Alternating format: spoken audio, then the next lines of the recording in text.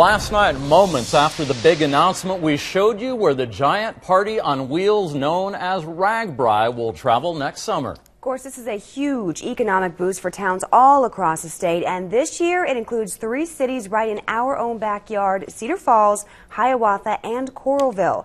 Fox 28 News reporter Kevin Barry is here with how actually this might help one of the newest developments down there. Exactly. Well, RAGBRAI has been through Coralville a handful of times before. The most recent time was in 2011, but that was before the Iowa River landing turned into what it is today. That's where RAGBRAI riders will stop overnight this year, and when they get there, businesses we spoke with will be waiting with open arms. It's kind of hard to imagine. With a dusting of snow on the ground, thousands of RAGBRAI riders making their way through the Iowa River landing. But Jake Simmons at Backpocket Brewery says he does have an idea. I think it's going to kind of resemble Fry Fest to a certain degree. I mean, we've seen that before. But Fry Fest, is a big event, but not as big as RAGBRAI. Backpockets had a mobile beer garden for the past 2 years along the RAGBRAI route, selling about 20,000 beers over the 6 days. Even just that makes for a nice payday. But we've never been in the final town.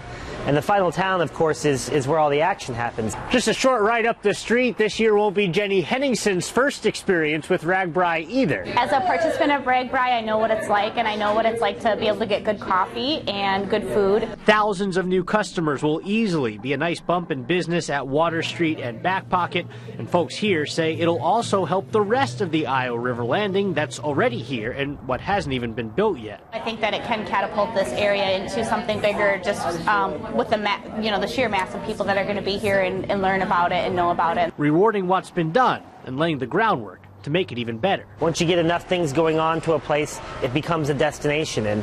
And I don't think there's any better example of a destination than, where RAGBRAI chooses to stop and house.